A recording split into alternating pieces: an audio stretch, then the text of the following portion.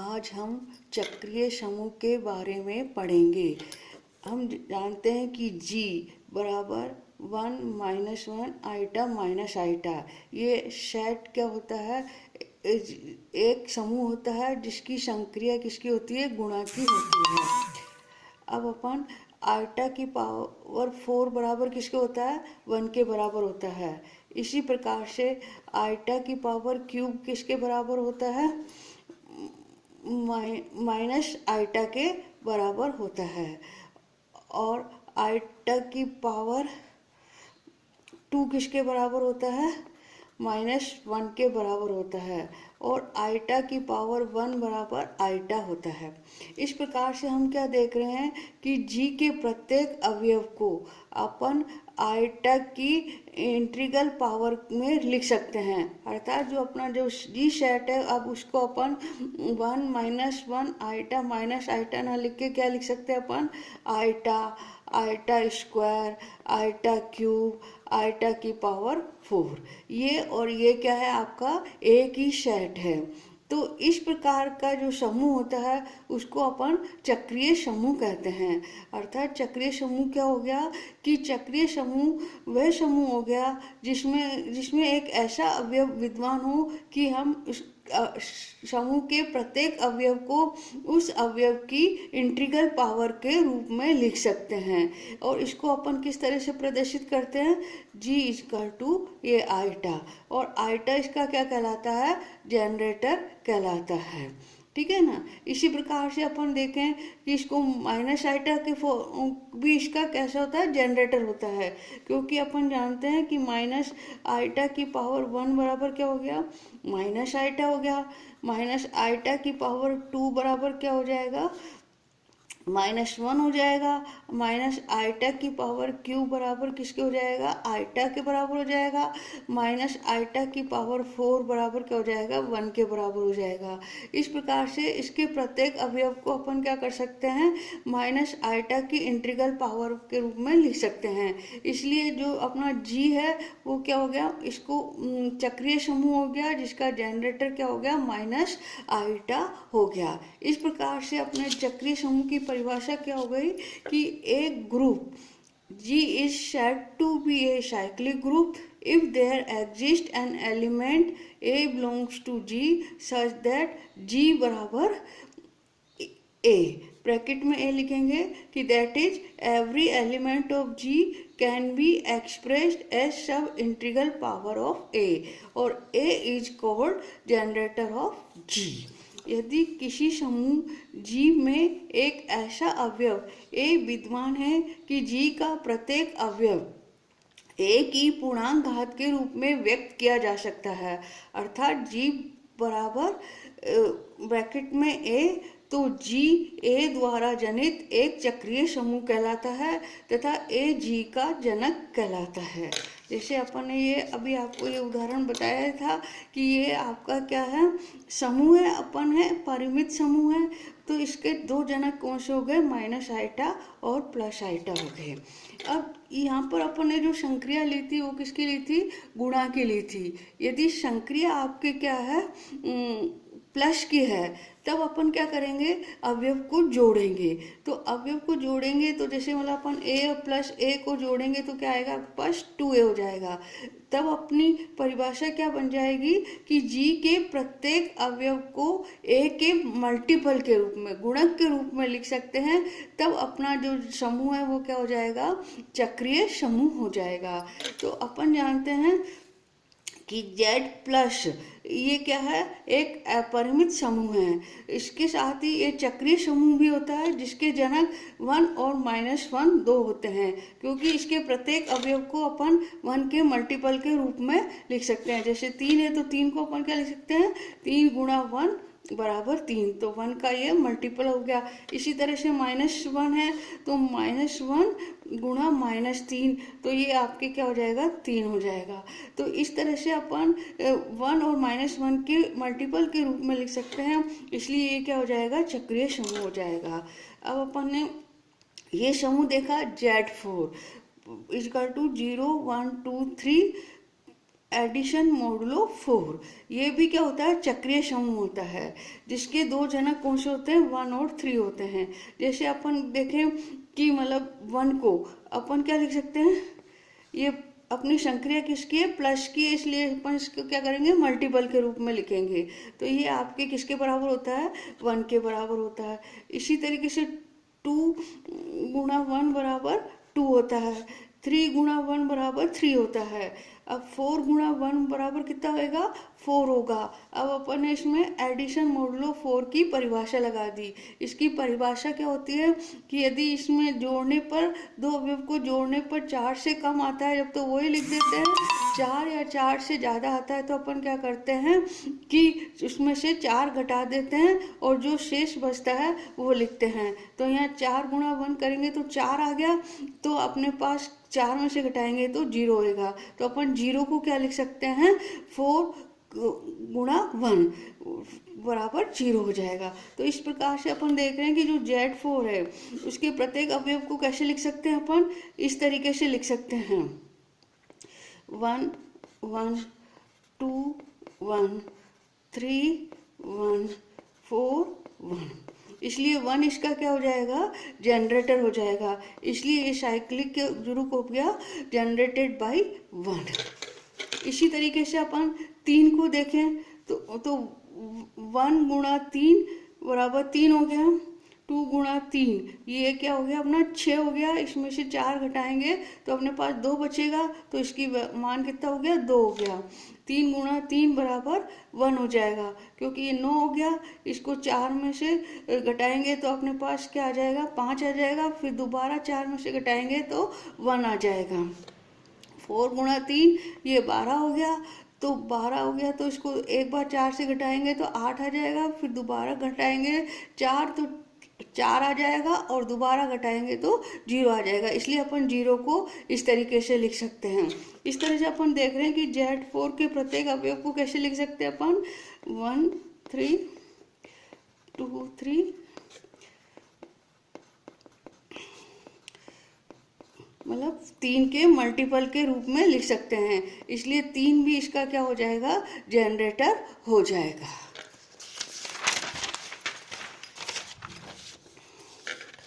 थोड़ा कि every cyclic group is an abelian group, कि प्रत्येक चक्रीय समूह अबेली होता है, ये हमको सिद्ध करना है। तो माना कि जी क्या है आपका, एक चक्रीय समूह है जिसका जनरेटर ए है। अब अपन ने जी के 2 एलिमेंट ले लिए, x और y बिलोंग्स टू जी। तो x जी को बिलोंग कर रहा है और जी अपना क्या है, चक्रीय समूह है जिसका जनरेटर ए है। तो इसके प्रत्येक एलिमेंट को अपन क्या कर सकते हैं, ए के मल्टीपल, ए के इंटीग्रल पावर में लिख सकते हैं। इसलिए मान लीजिए कि x बराबर क्या है, a की पावर m है, जहाँ m कोई भी इंटीजर है। इसी तरीके से y आपका g को बिलोंग कर रहा है, तो y बराबर क्या हो जाएगा, a की पावर n हो जाएगा। n आपका क्या है, कोई भी इंटीग्रल इंटीजर है। अब एक्स वाई को अपन क्या लिख सकते हैं, एक्स की जगह किसके बराबर है, ए की पावर एम है, वाई बराबर ए की पावर एन है। ये बराबर क्या हो जाएगा, ए की पावर एम प्लस एन। अब एम और एन दोनों क्या है, इंटीजर हैं, और अपन जानते हैं कि इंटीजर में क्या होता है, कम्यूटेटिव प्रॉपर्टी, क्रम विनिमय गुणधर्म लागू होता है। इसलिए एम एन किसके बराबर होता है, एन एम प्लस एम के बराबर होता है। तो एम प्लस एन की जगह अपन क्या लिख सकते हैं, एन प्लस एम लिख सकते हैं। इसको अपन ए की पावर एन ए की पावर एम लिख सकते हैं। ए की पावर एन वाई के बराबर है और ये अपने एक्स के बराबर है, इसलिए वाई एक्स हो गया। तो अपने पास क्या आ गया, x y is equal to y x आ जाएगा। इसलिए जी आपका क्या हो जाएगा, एबिलियन समूह हो जाएगा। सेकंड थ्योरम कि if A is a generator of a cyclic group G, then A inverse is also its generator। कि यदि किसी साइक्लिक ग्रुप का A क्या है, जनरेटर है, तो A का जो इन्वर्स होगा वो भी इसका जनरेटर होगा। ये हमको सिद्ध करना है। तो माना कि जी अपना क्या है, एक चक्रीय समूह है तथा एक्स किसको बिलोंग कर रहा है, जी को बिलोंग कर रहा है। तो जी अपना क्या है, चक्रीय समूह है, तो अपने पास एक ऐसा पूर्णांक होगा, वो मान लीजिए m है, कि x बराबर क्या होगा, a की पावर m होगा। अब ये क्या इम्प्लाइज कर रहा है, x को अपन यूँ भी लिख सकते हैं, a की पावर -1 होल की पावर -m, और -m भी क्या होता है अपने पास, z होता है, बिलोंग्स टू पूर्णांक होता है ना। तो इसका मतलब क्या हो गया कि अपन x को a की पावर -1 के पूर्णांक घात के रूप में भी व्यक्त कर सकते हैं। अब x इसका क्या है, g का कोई भी अवयव है, इसका मतलब कि g के प्रत्येक अवयव को अपन क्या कर सकते हैं, a की पावर -1 के पूर्ण घातांक के रूप में लिख सकते हैं। इसलिए a की पावर -1 भी क्या हो जाएगा, g का जनरेटर हो जाएगा। इसका मतलब कि यदि a g का जनरेटर है तो a का इन्वर्स भी g का जनरेटर होगा। थ्योरम थर्ड, कि the order of a finite cyclic group is equal to the order of its generator, कि एक परिमित चक्रीय समूह की कोटि उसके जनक की कोटि के बराबर होती है। ये हमको सिद्ध करना है। तो माना कि G आपका क्या है, एक परिमित चक्रीय समूह है तथा इसका क्या है, जनक है। तो मान लीजिए कि जो A है उसका ऑर्डर आपके क्या है, n है। अब अपन ने एक सेट लिया H बराबर क्या लिया अपन ने, a की पावर 2, a की पावर 3, सो ऑन a की पावर n बराबर e। ये n एलिमेंट्स का अपन ने एक सेट लिया, उसको अपन ने H कह दिया। तो H G का एक क्या है, उप समूह है, और जिसकी कोटि क्या है अपने n के बराबर है। अब केस 1, यदि m क्या है आपके पास, n से छोटा है, ठीक है ना, और अपन ने a की पावर m g का कोई भी अवयव ले लिया, तो ये a की पावर m में जो m है क्या है, n से छोटा या बराबर है, तो ये जो सारे एलिमेंट है वो किसको बिलोंग करेंगे, h को बिलोंग करेंगे। इसलिए जो a की पावर m है वो किसको बिलोंग करेगा, h को बिलोंग करेगा। इसका मतलब कि g के प्रत्येक अवयव क्या हो गए, h में हो गए, इसलिए g आपका क्या हो जाएगा, h का सबसेट हो जाएगा। अब केस सेकंड ले लिया अपन ने, कि जो m है वो क्या है, ग्रेटर देन n है। अब m और n क्या है अपने पास, इंटीजर हैं। तो अपन जानते हैं कि विभाजन कलन विधि से कि यदि m और n दो इंटीजर हैं तो अपन दो इंटीजर्स q और r मान लीजिए ऐसे निकाल सकते हैं कि m बराबर क्या हो, qn प्लस r हो, जहाँ पर जो r है वो उसकी वैल्यू क्या होगी, या तो 0 होगी या 0 से बड़ी होगी और n से छोटी होगी, कि जो r है वो क्या है, लेस देन इक्वल टू 0 और less than greater than equal to 0 और less than equal to n हो गया, ठीक है ना। और ये दोनों आपके z को बिलोंग कर रहे हैं।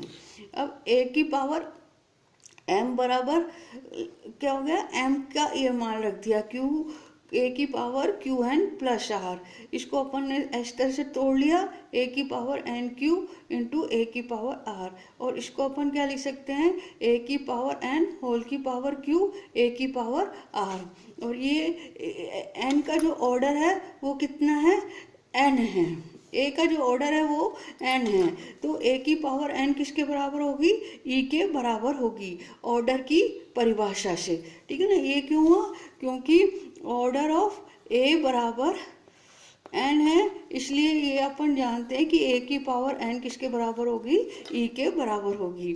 e लिख दिया, a की पावर r, इसका मतलब कि जो a की पावर r हो गई, तो जो a की पावर r है वो h को बिलोंग करेगी। क्यों करेगी, क्योंकि जो r है वो कैसा है, n से छोटा है, और a की पावर जो n से छोटी है वो सब किसको बिलोंग कर रही है, h को बिलोंग कर रही है, इसलिए a की पावर r भी h को बिलोंग करेगी।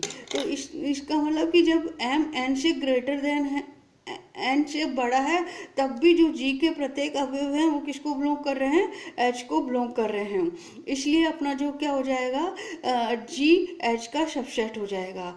अब अपने पास एच क्या है, जी का उप समूह है, इसलिए एच क्या होगा, जी का उप समुच्चय होगा।